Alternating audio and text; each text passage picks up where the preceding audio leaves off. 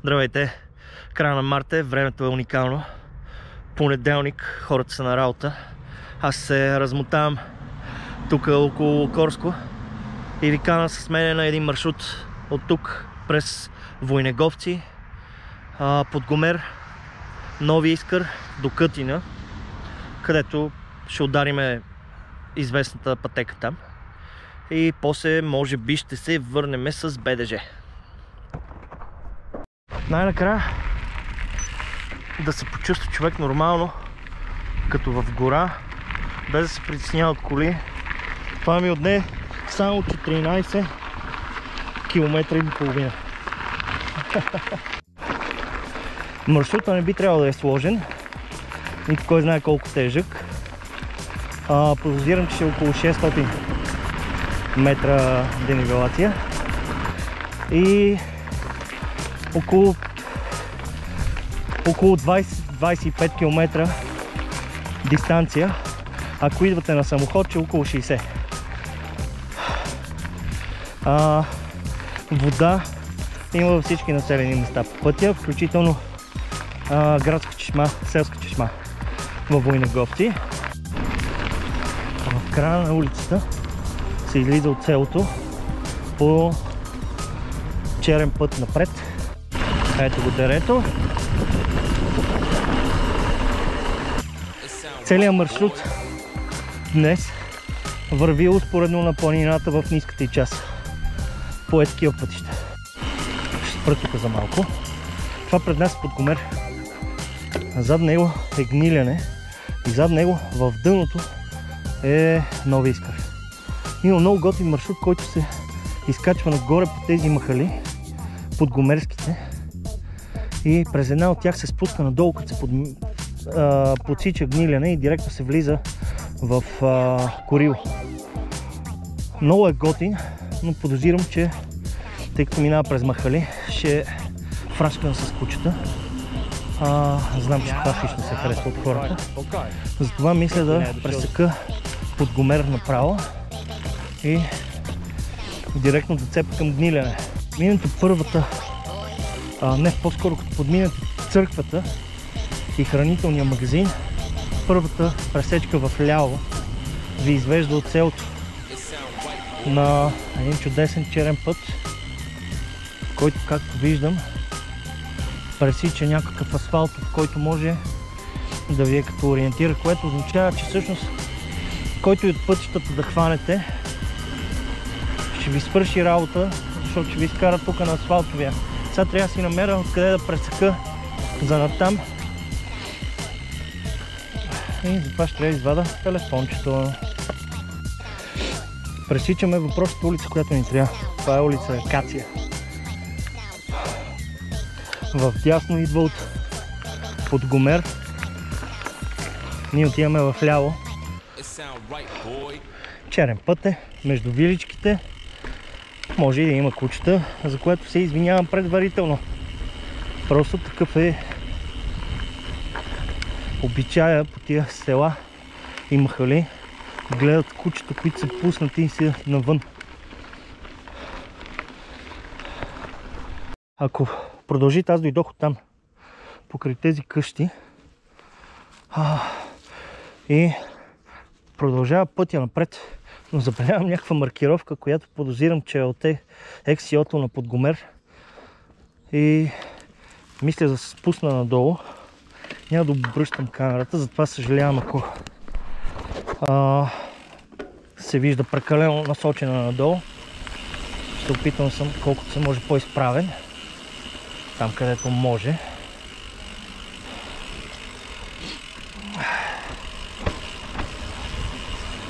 Тук е вати якото. Да, това си е част от ексиото на Подгомер, доколкото си спомням. Не съм участвал в това състезание никога. Стигнах голям коларски път по средата на нивите. Реших да не губя излишно височина и да видя нагоре какво ще ми се разкрие. Значи, точно под хълма го подсича някакъв друг черен път. Хващам го без да се замисля. Дано да излезе някакъв вариант за пресичане на това дере, защото съм много прецакан. Тук ще продължа по зеления път. Изглежда, че слиза надолу рязко.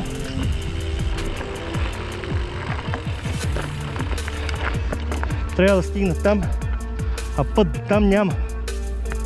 Нагоре има черен път, надолу има черен път. Нагоре и трябва да има след малко зад този хълм някаква отбивка. Така. Тук достигам до някаква отбивка, която вече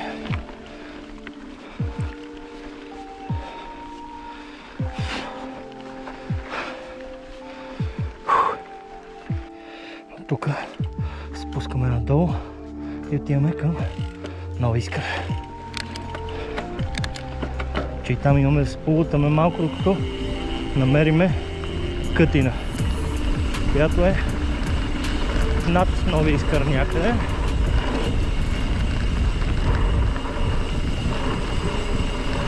Но би трябвало да е близо.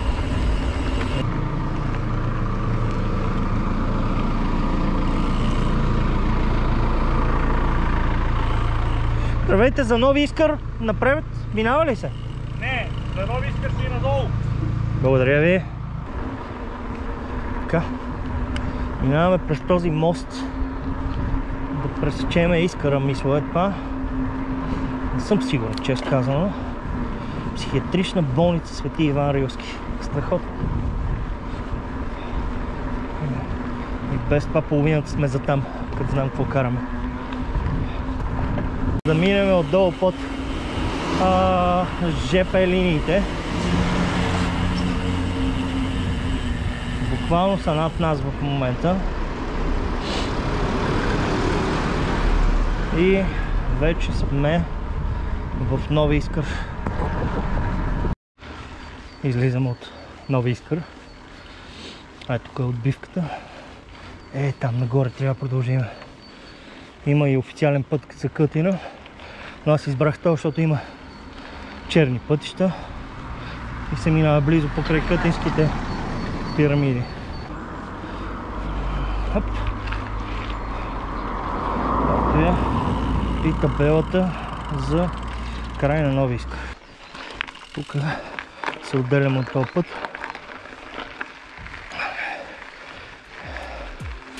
Тръгваме навътре в Боровата горичка.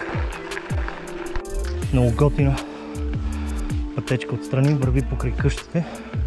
Всеки момент трябва да се отбиеме в дясно от нея. Има някаква маркировка. Рядка, но има бяло, червено, бяло. Някъде наоколо трябва да се намират и тези кътински пирамиди, но за съжаление супер много напреднах с времето.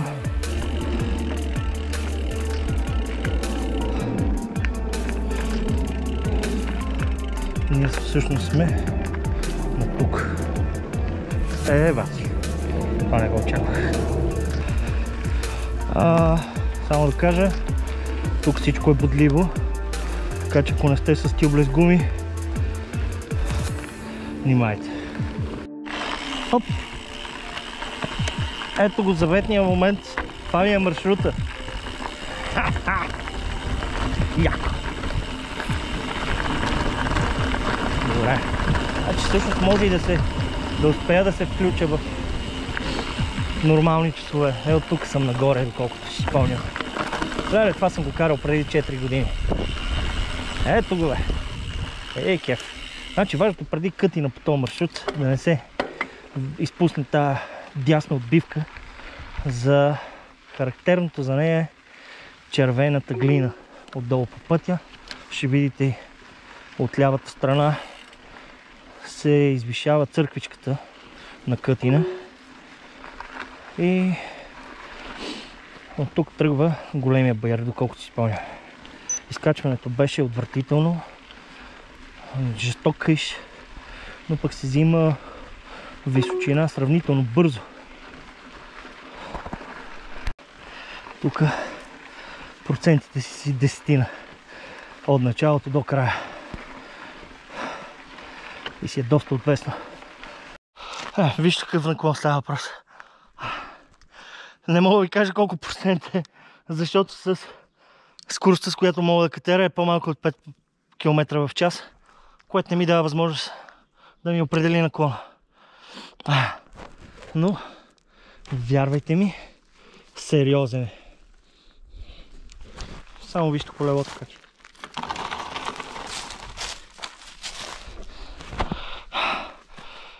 Ще си го избутам като пич. Още един разклон. В лявата страна е разклона. И ще продължаваме напред. Само по главния път остава още малко до пътеката. Стискайте зъби. Поредното разклонение.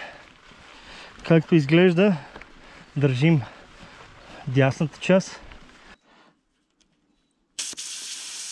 Бозица. Направо страхотно. Ходи ги затегна.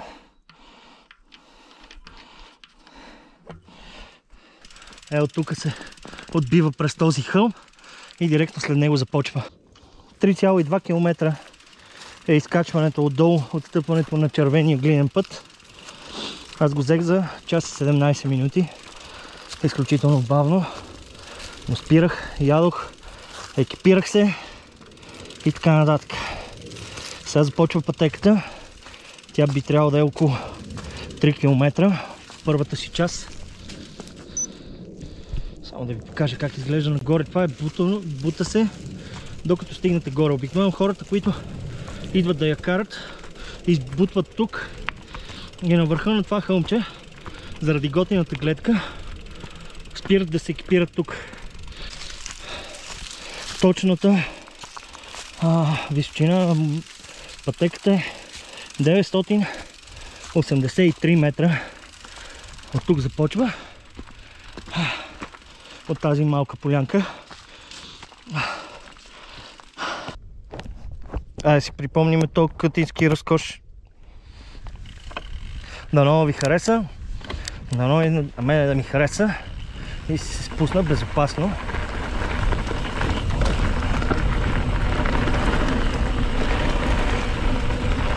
Пътеката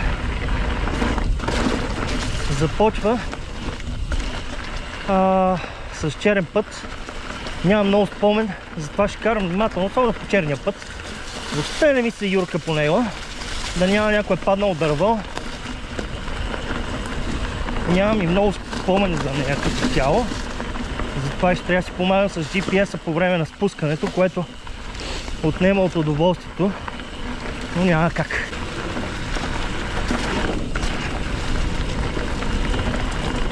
Долу.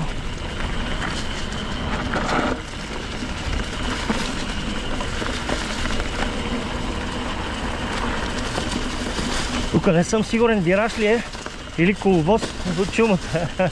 Беше чудесен вираж, да знаете.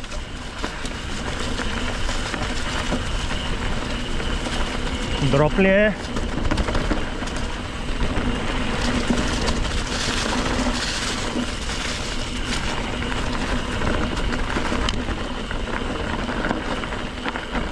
Да сам си продължава, да помисли, че съм в дясно. В дясно някаква пропаст. Красива е мамка му.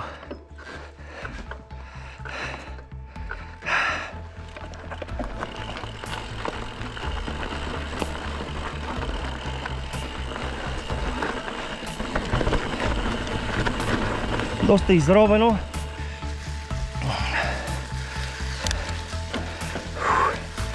Има още шума. Така че ако няма да е сушина, ще шума малко стара.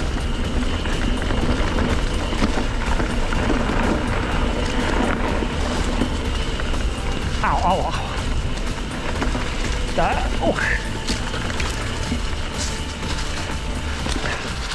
Тая пътека, гората почва да си я взима, затова идвайте да я караме.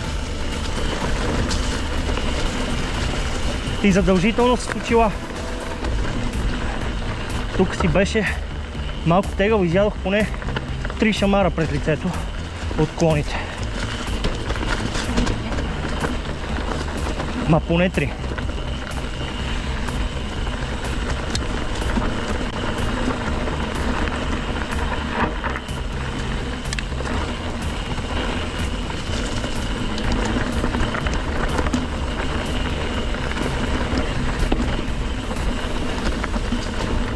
Феноменална пътека.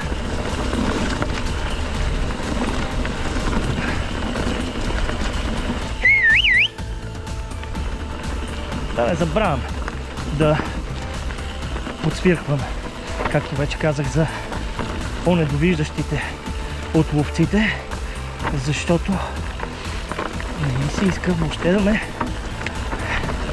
гърмат разни недовиждащи типове.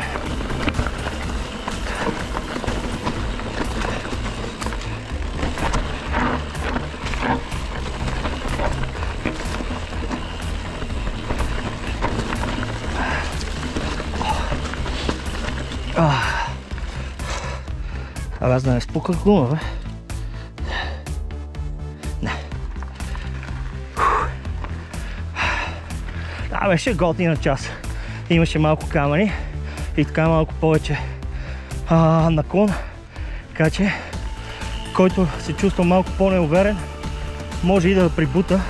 Ставаше въпрос за едва 70-80 метра. Така че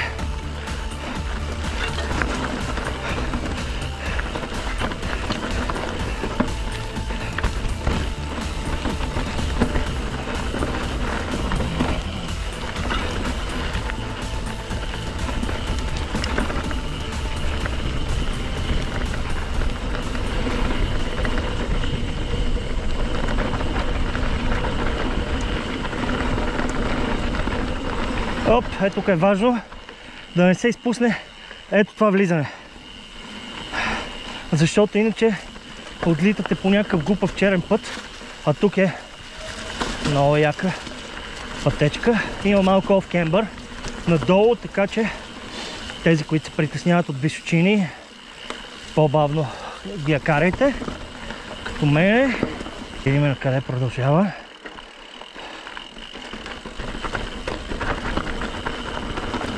От тук. Оп, ето. Имам някакъв спомен, че тук ставаше малко по-жилава пътеката. Сега ще видим. Няма да я юркам. Аз и не мога да юркам като цяло.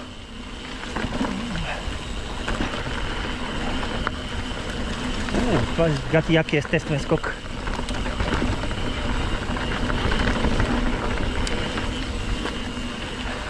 Тук е уникално. Не знам как да ви обясня. Е просто една трудна за описание пътека.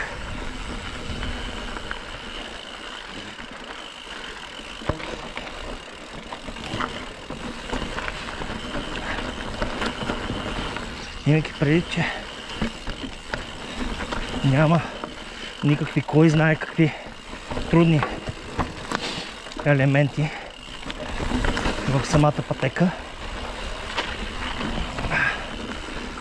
Така че наистина може да се кара от много голямо разнообразие от маунтънбайкъри в нивото им на каране. Както начинаещи, така и напредващи. Сега за някои наистина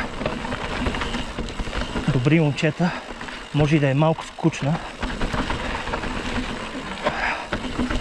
но има наклон, има моменти на техничност. Аз често казано съм фен на такива пътеки точно.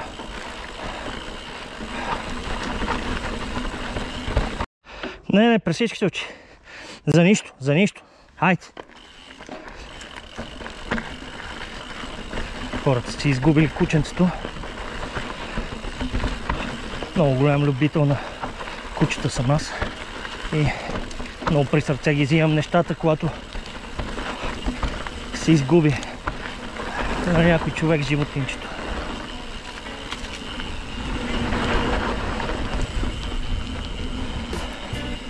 Това беше пътеката. Хубава пътечка, непретенциозна. Пуснахме си пътеката, сега остава и да се приберем. Тръгвам към Нови Искър. Но там ще преценя дали няма да си взема влак, защото часа в момента е 3. И не знам колко точно часа ще ми трябва да успея да се прибера.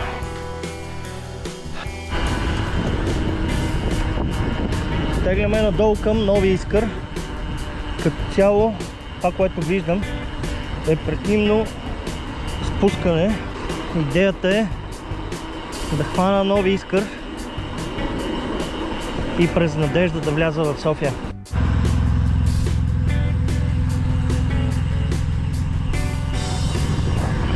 Благодаря ви, че гледахте това видео. Дано да ви е харесал маршрута. Елате да го покарате, ще ви хареса. Яко място за каране и подозирам, че не е някой, който вече сте карали. Чао и до нови срещи!